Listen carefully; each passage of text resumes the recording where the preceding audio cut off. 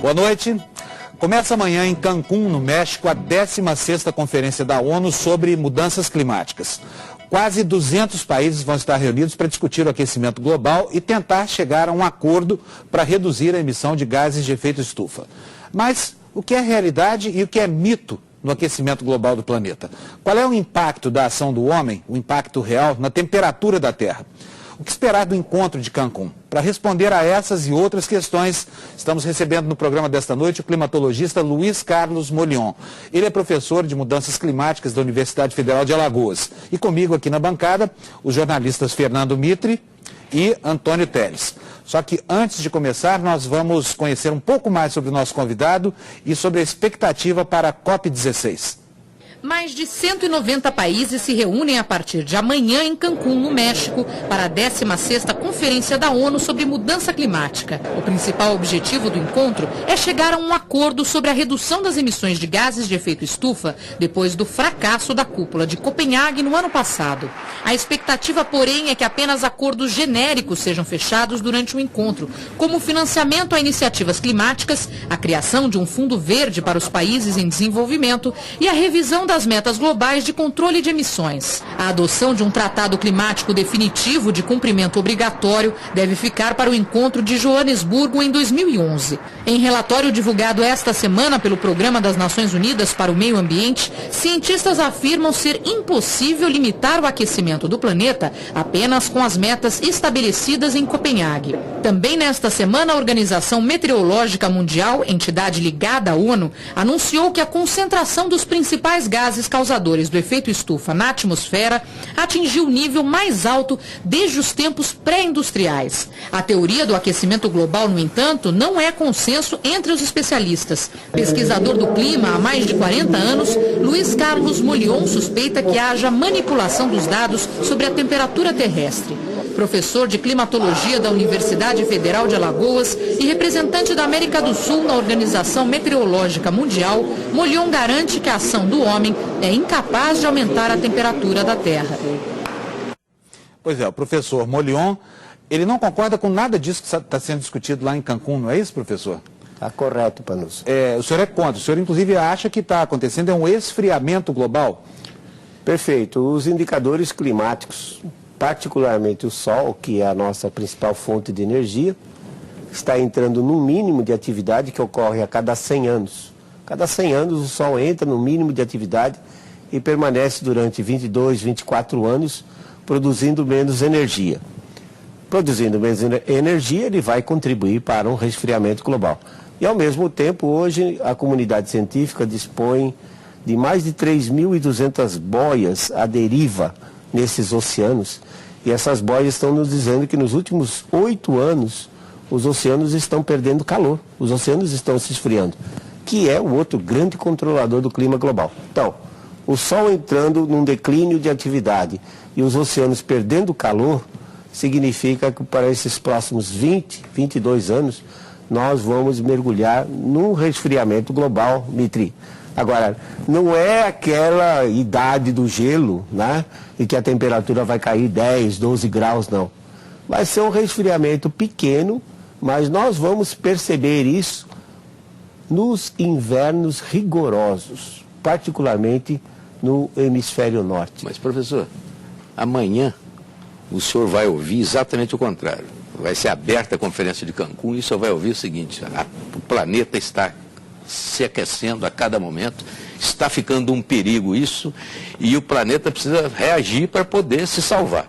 De onde eles estão tirando esses números? Como é que eles medem isso? O senhor mede de um jeito, eles medem de outro? A partir dos mesmos dados, inclusive? A partir dos mesmos dados. É interessante isso, né? Eu até ouvi o presidente Lula falar um dia, não, porque nós temos que manter a temperatura no máximo 2 graus acima do que está hoje. Todo mundo fala isso. De onde saiu essa história? Ele pega uma equaçãozinha, que no fundo é um ajuste logarítmico da subida do CO2. Aí coloca-se a concentração inicial, 280 partes por milhão, que seria da era pré-industrial.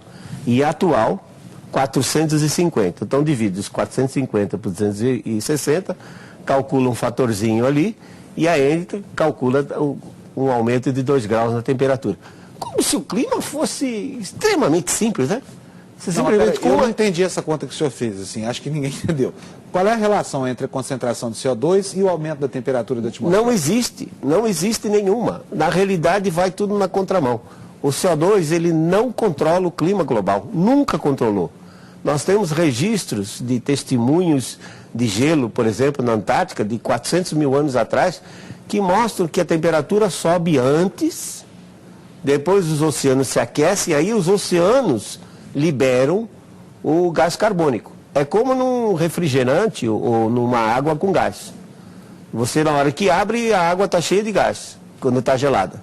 Depois que ela fica aqui, ela vai se aquecendo, ela expulsa todo o gás que estava em solução. E os oceanos também são assim.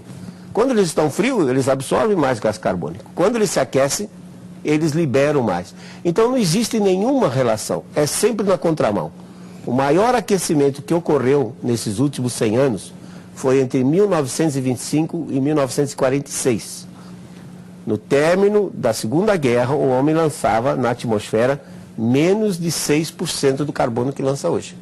Como é que eu vou explicar, por exemplo, no Ártico, um aumento de mais de 4 graus naquele período de 1925 a 1946, quando a atividade humana, no sentido de emissão, geração de energia e emissão era baixa.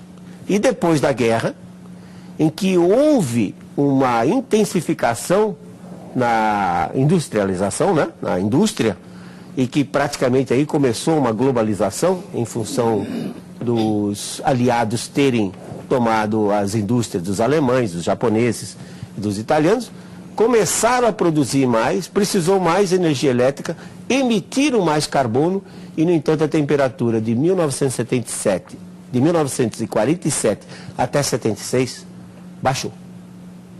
Então você vê que o CO2 não tem nada a ver com a temperatura, mas ele pode criar uma equaçãozinha simples e dizer, olha, se aumentar tanto o CO2, a temperatura vai ser essa. Mas não tem nada de físico nisso e não vai absolutamente corresponder à realidade. Parece que não considera o CO2 um vilão, né? Você acha que ele é mais mocinho, né, pelo jeito? Certamente. Você falou bem, Mitri.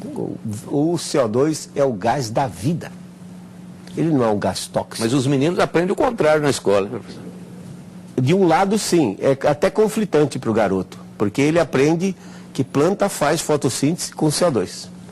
Ele aprende que nós e os animais não somos autossuficientes em matéria de alimentação. Quem produz o alimento que a gente consome são as plantas, não é? Como é que a planta faz isso? Ela retira esse vilão que é o CO2 do ar, em presença de luz e água, produz amidos, açúcares e fibras dos quais nós nos alimentamos. Quanto mais CO2 tiver na atmosfera, melhor é. Já em inúmeros ensaios, mais de centenas de ensaios agronômicos mostram que quando você dobra a concentração de CO2, a produtividade das plantas, particularmente cereais, as chamadas plantas C3, elas aumentam de 30% a 50% a produtividade. E o CO2 não controla a temperatura global. Então, para que reduzir o CO2? Ao contrário, não confundir CO2 com poluição. CO2 não é poluente como quer a EPA americana, né, a Agência de Proteção Ambiental americana, que quer transformar o CO2 num gás poluente. CO2 não é poluente, CO2 é parte da nossa vida. Professor, mas aí nós não caímos num paradoxo, assim, somos a favor da poluição? Não, mas aí tem que distinguir, Panuso, porque, por exemplo, quando você queima combustível fóssil, vamos dizer assim, o diesel, tá? A comunidade europeia, ela exige que o diesel vendido lá tenha 10 miligramas de enxofre por cada quilo de diesel. Você pega aqui em São Paulo, faça a pesquisa, você vai ver que os nossos postos de combustível vendem combustível com 500 a 2.000 miligramas. 200 vezes mais do que é permitido pela comunidade europeia. Agora, esse enxofre sai queimado na forma de dióxido de enxofre, combina com a umidade atmosférica, forma gotículas de ácido sulfúrico e o cidadão urbano, aqui em São Paulo, aí ele respira o quê? Ácido sulfúrico. Então, não vou dizer que os combustíveis fósseis não tenham problemas. Eles têm problemas. Temos tecnologia para isso? Temos. Custa mais caro. Vai ter que refinar várias vezes, ter refinarias modernas que nós não temos para reduzir a concentração desses outros constituintes, como o enxofre. Mas o CO2 em si, ele é benéfico para a humanidade. Professor, esse quadro revela que há uma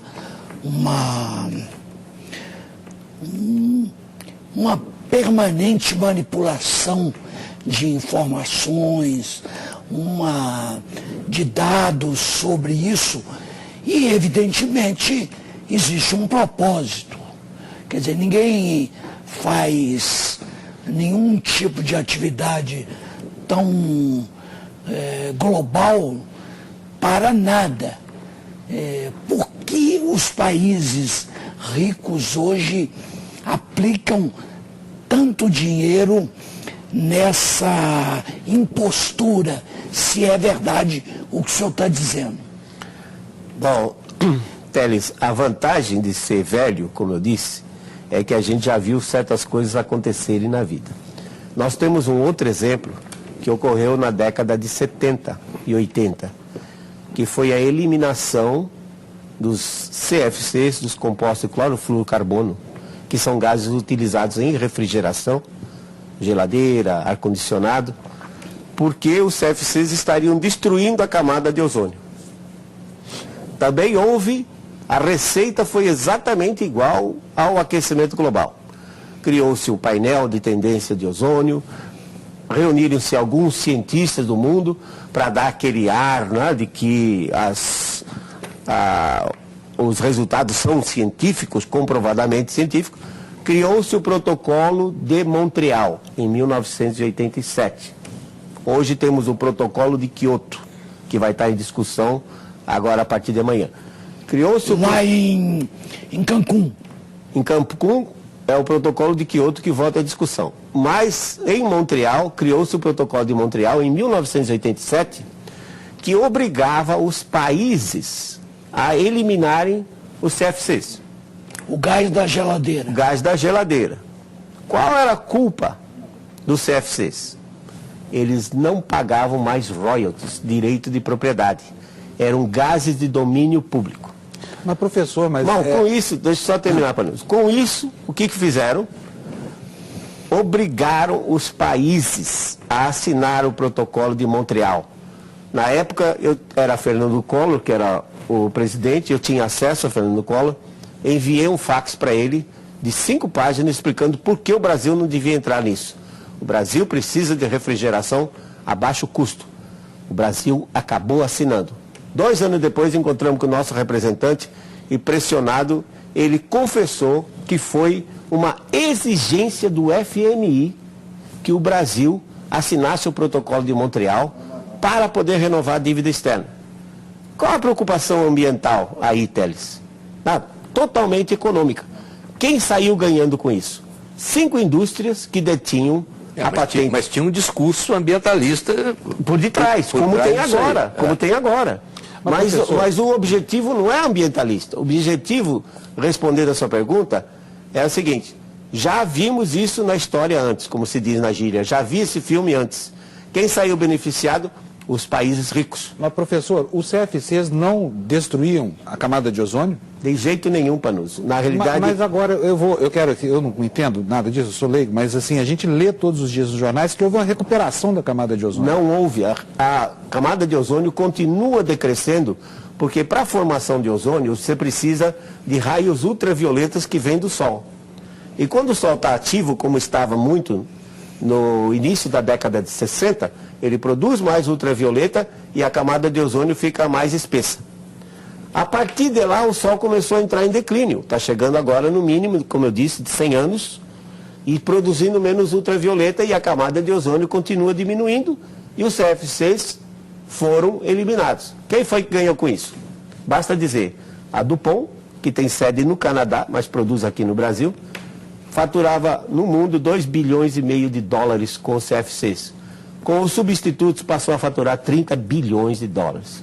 Quer dizer, nós pagávamos $1,70 pelo CFC e estamos pagando $35 pelo substituto. Professor, o senhor acha então que é uma grande conspiração internacional com interesse econômico, tendo por trás um discurso ambientalista? Porque, por exemplo, o Al Gore corre o mundo aplaudido em todo lugar, recebeu o prêmio Nobel. Tudo isso é falso? Ele está a serviço desses países industrializados. Porque, veja bem, Mitri, vamos partir do princípio que todo o petróleo que nós temos está representado agora pelo que nós sabemos em termos de reserva. Então você tem uma quantidade fixa de petróleo. Nós temos da ordem de 10 países do mundo em que a população tem um padrão de vida bom. Os outros 180 estão ruins. Estão péssimas condições, subhumanas. Tem mais de 2 bilhões de pessoas, Teles, que não é que estão passando fome, não. É que não tem o que comer mesmo. Problema de saneamento básico, enfim, uma série de coisas. Bom, se só tem esse petróleo, se permitir que esses países se desenvolvam e tragam a sua população a um nível, a um índice de desenvolvimento humano, um IDH, que seja razoável, não vou dizer nem o padrão americano. O padrão americano seria um desastre. Eles consomem 35% de tudo que é produzido no mundo. Trazendo essa população desses 180, veja bem, se você fizer as contas, nós estamos hoje com quase 7 bilhões de pessoas. Da ordem de 700 bilhões, 7 bilhões, da ordem de 700 milhões estão bem. Os outros, quase 6 bilhões, estão mal. Isso quer dizer que não tem petróleo para todo mundo desenvolver? Não tem petróleo para todo mundo. Então, os países industrializados estão preocupados com esse fato de que se os países subdesenvolvidos começarem a se desenvolver, vão competir pelo mesmo bolo, pela mesma... Pois é, mas lá em Cancún, a partir de amanhã, esses países, esses que precisam desenvolver, estarão lá. E estarão repetindo essa mesma teoria dos ricos. O problema é que eles entram naquela jogada seguinte: tá bom, você mora aí numa ilha, então nós vamos te dar tantos milhões de dólares, e eles se sentem satisfeitos com isso. Esse que é o problema. Não existe preocupação ambiental. Você pode ver, a partir de amanhã, que toda a preocupação é saber quanto é que eu levo nessa.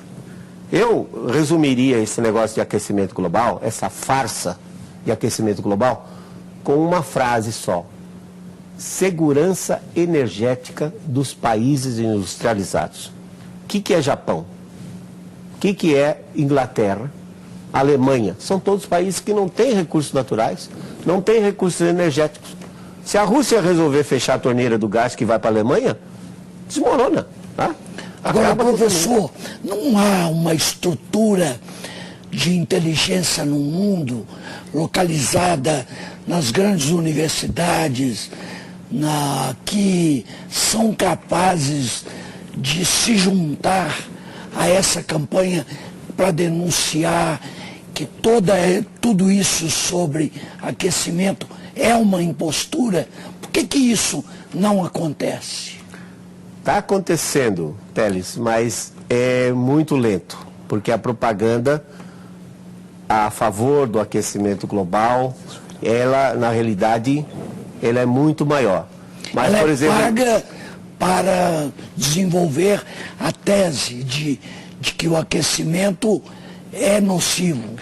Você pega, por exemplo, o caso da Inglaterra, né? Margaret Thatcher chegou e disse simplesmente isso: está aqui tantos milhões de libras esterlinas, eu quero que vocês me provem que o CO2 aumenta a temperatura do globo. Pronto. Aí então os cientistas que normalmente não têm dinheiro, têm ali uma oferta de dinheiro para provar algo que é impossível de ser provado. Agora, tem uma reação mesmo em alguns países. Por exemplo, nos Estados Unidos, entre os republicanos, está emergindo uma posição contra essa teoria do aquecimento global. O Obama vai ter sérios problemas. Exatamente, agora. O Obama vai enfrentar esse problema lá no parlamento. Exatamente.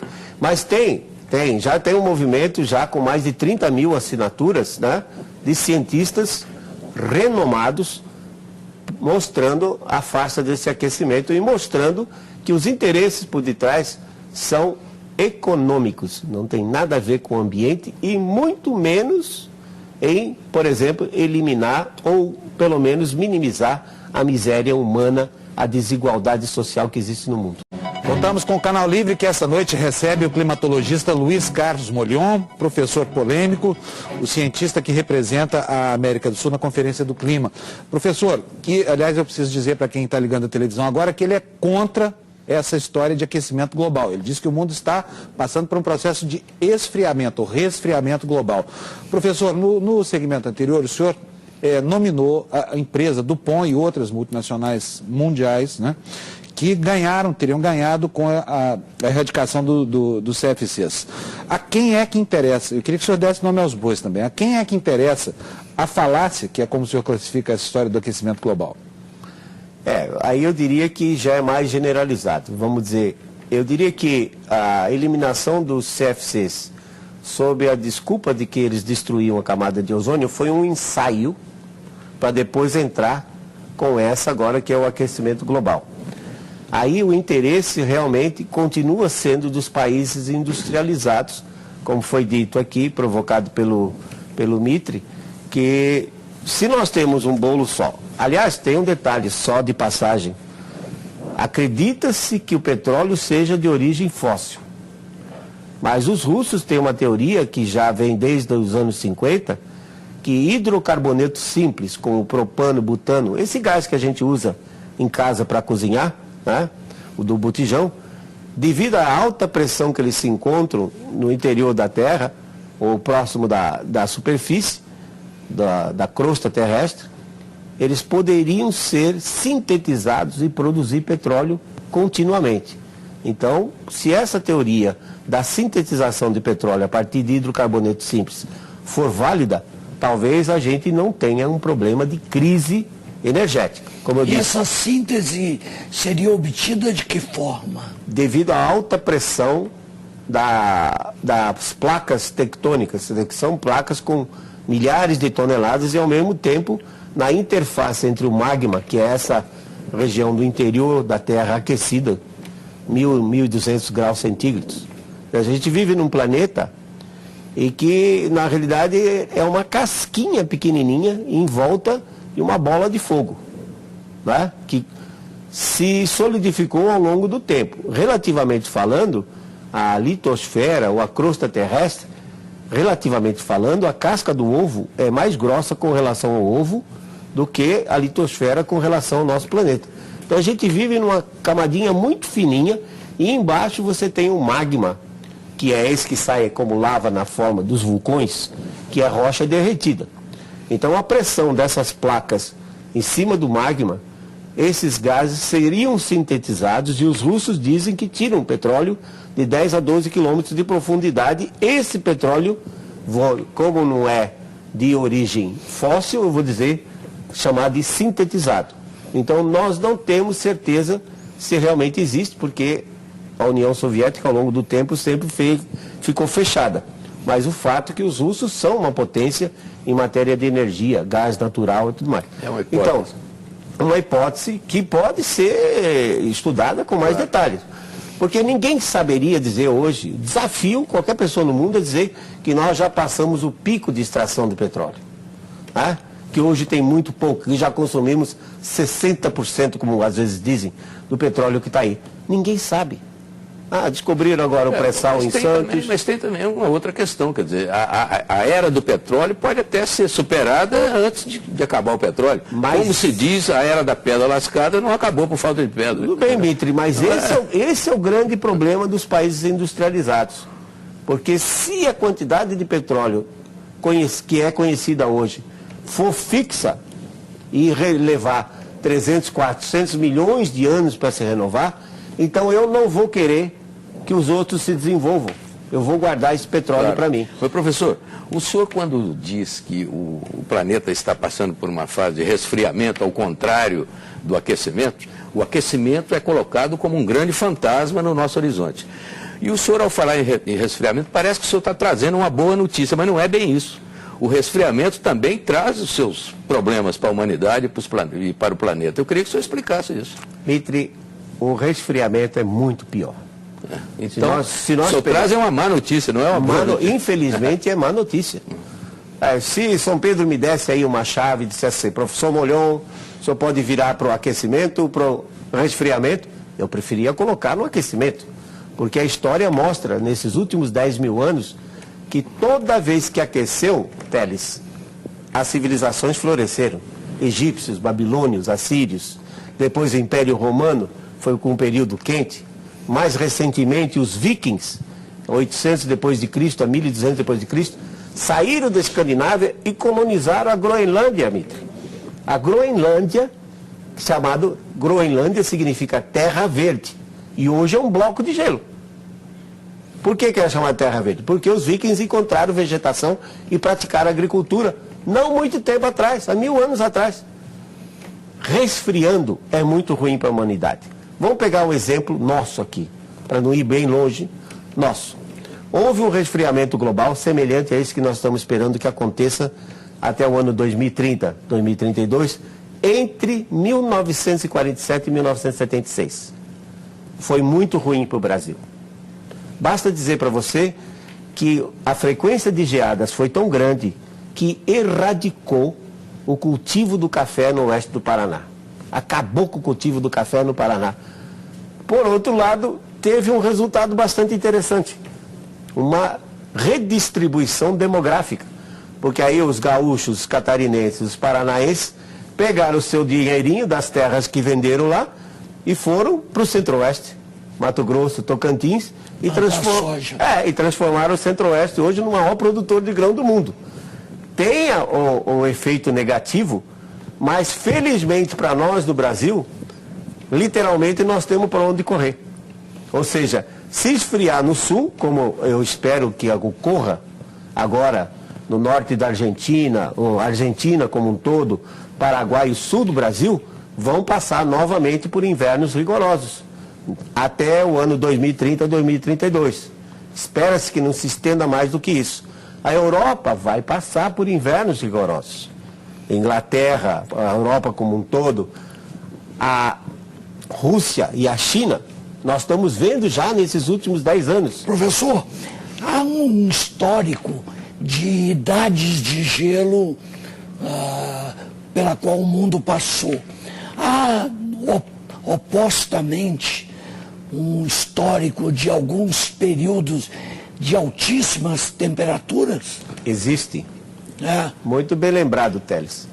Claro que a gente não tem dados, digamos, de termômetro, porque os termômetros só passaram a existir a partir do século XVII. Aí usam-se testemunhos, como é chamado. Por exemplo, no caso da Antártica, perfuraram uma capa de 3.600 metros de espessura de gelo e vão retirando cilindros de gelo, e nesses cilindros tem umas bolhas de ar. Então retira-se cuidadosamente essas bolhas de ar e faz análise. E dessas análises mostrou o seguinte: temperaturas, a análise cobre as últimas 4 eras glaciais, os últimos 400 mil anos. Mostrou que as temperaturas chegaram a cair 10, 12 graus, e depois, nos interglaciais, uma era glacial dura da ordem de 100 mil anos, e ela é interrompida por períodos mais quentes, chamados interglaciais. Os 3 últimos interglaciais, de 130 mil, 240 mil e 340 mil anos atrás, as pesquisas mostram que as temperaturas foram 6 a 10 graus centígrados mais elevadas do que a atual. Então já esteve quente e, claro, naquela época o homem não consumia petróleo. É possível verificar, através dessa pesquisa, por que aconteceram esses aquecimentos, esses períodos de aquecimento? Fatores astronômicos relacionados à produção do Sol e também ao movimento da Terra em sua órbita. Quando a Terra fica mais próxima do Sol, fica com uma órbita quase circular, porque as pessoas leigos não sabem, mas a órbita terrestre, ela pulsa, ela vai desde uma elipse até uma circunferência praticamente quase que perfeita. Então, nessas circunstâncias, a Terra recebe mais radiação do Sol e se aquece, que é a principal fonte de energia. Então, os fatores físicos que elevaram as temperaturas 6 a 10 graus, nessa passado, 130, 240 mil, 360 mil anos atrás, 340 mil anos atrás, foram fatores astronômicos, porque o homem, há 130 Nada mil de anos, ambiental. Nada de ambiental. Professor, eu queria voltar agora ao tempo de agora e fazer uma pergunta ao senhor exatamente sobre essa questão de atmosfera, de gelo, de esquentamento, de esfriamento. Uma pergunta que, aliás, qualquer criança faria.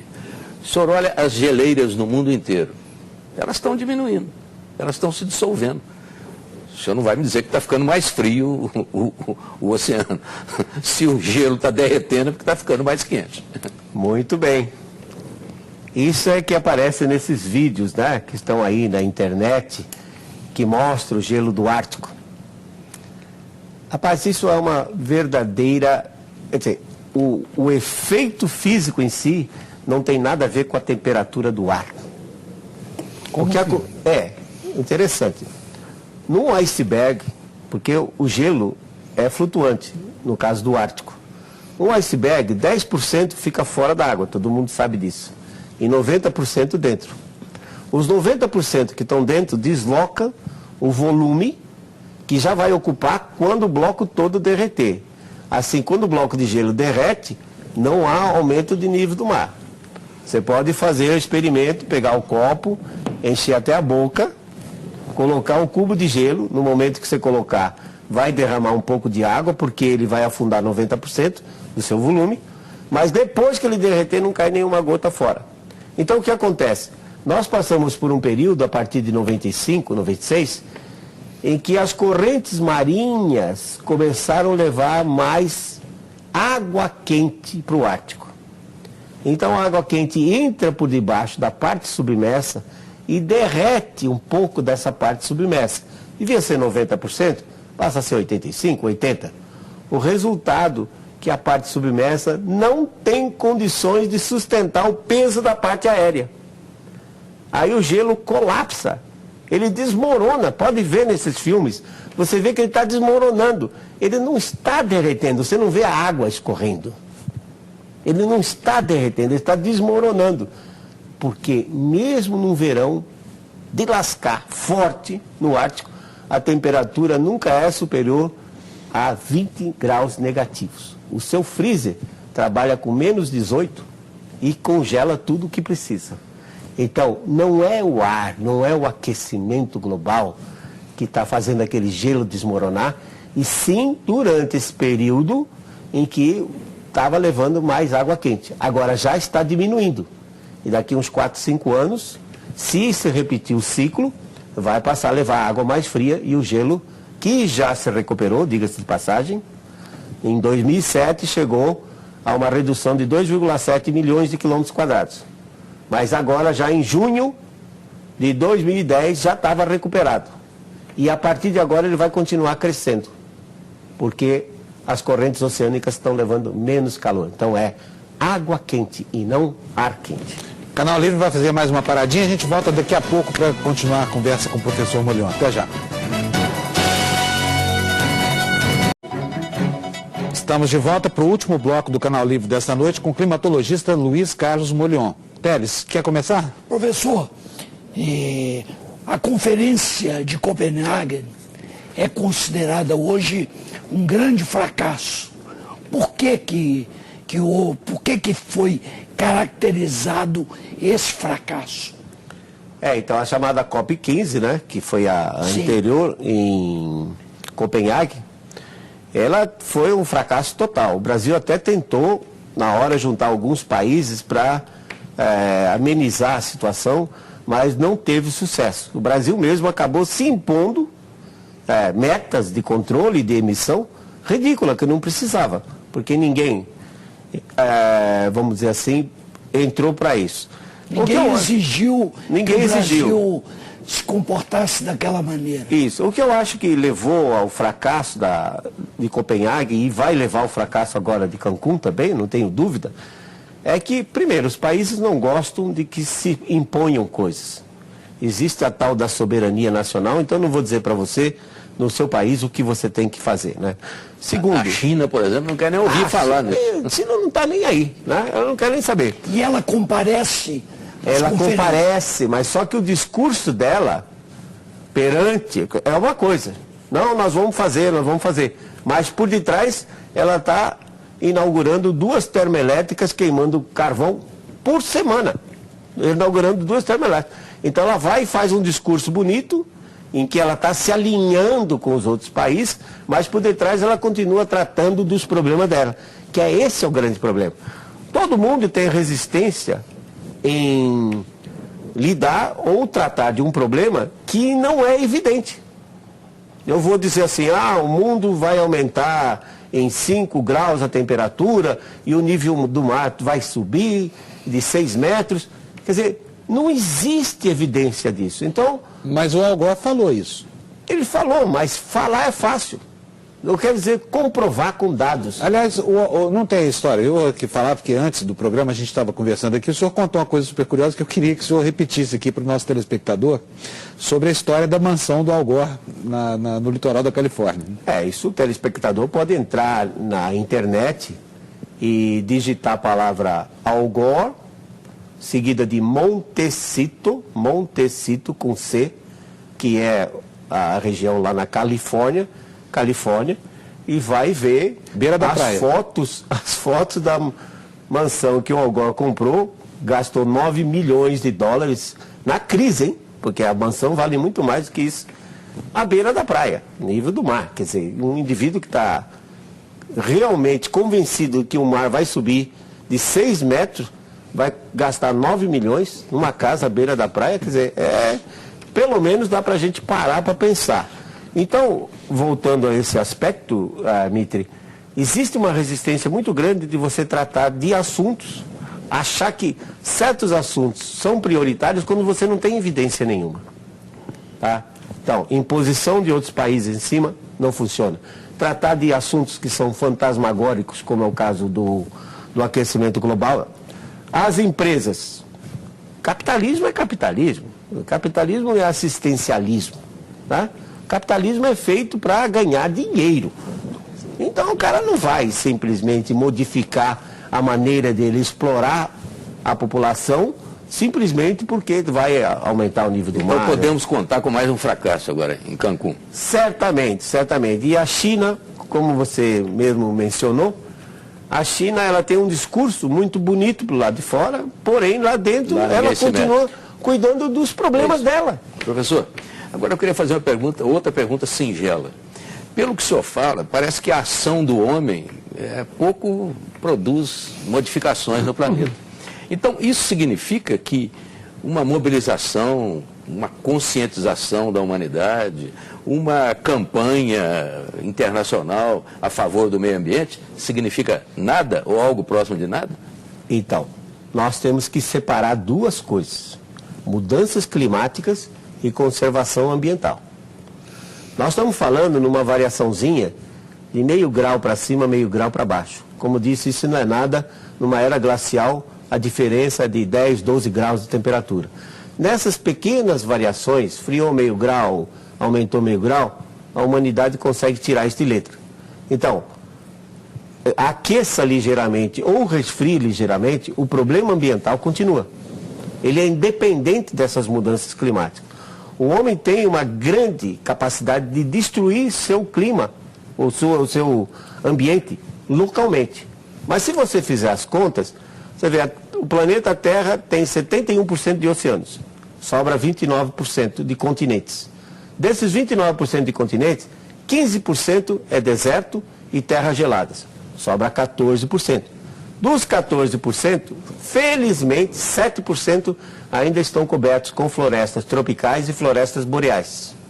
O homem manipula apenas 7% da superfície terrestre. Localmente, ele é terrível. Ele transforma um planalto do Piratininga, com uma floresta exuberante como era São Paulo, num inferno como é São Paulo, com temperaturas de 4, 6 graus acima do que era antes, por conta do efeito local. Então não pode confundir, Mitri, conservação ambiental, que é extremamente importante, porque se o homem não conservar o ambiente, a espécie desaparece. Não é a primeira vez que desaparece uma espécie. O homem pode ser uma dessas espécies que venha a desaparecer. Porque o planeta em si, ele não tem problema nenhum. Quem tem problema somos nós, que criamos os problemas. Se nós desaparecermos, possivelmente, como a Terra tem aí mais uns 5 bilhões de anos de existência, ela vai se recuperar e fica tudo como estava antes. Professor, infelizmente nosso tempo acabou, o senhor tem 1 minuto para suas considerações finais. É importante então que o telespectador saiba que o CO2 não controla o clima global. O CO2 é um gás benéfico, o CO2 é o gás da vida. Aumentando o CO2 na atmosfera, vai aumentar a produtividade das plantas, que é o que nós precisamos com uma população crescente. Os problemas maiores do mundo não estão no aumento de CO2. Os problemas maiores do mundo estão na miséria humana, na desigualdade que existe entre os países. E nós precisamos lutar para isso. Eu gostaria de ver COP16 discutindo esse tipo de problema. Saneamento básico, falta de educação, falta de alimentação e nutrição, e não perdendo tempo. E muitos fundos foram criados para reduzir as emissões. Quem sabe se esse dinheiro não pudesse ser usado para coisas melhores, para melhorar a situação do ser humano nesse nosso planeta. O Canal Livre desta noite fica por aqui. Nós agradecemos a presença do professor Luiz Carlos Molhon no programa. A todos também, nosso muito obrigado pela audiência. Uma ótima semana e a gente se vê no domingo que vem. Até lá, boa noite.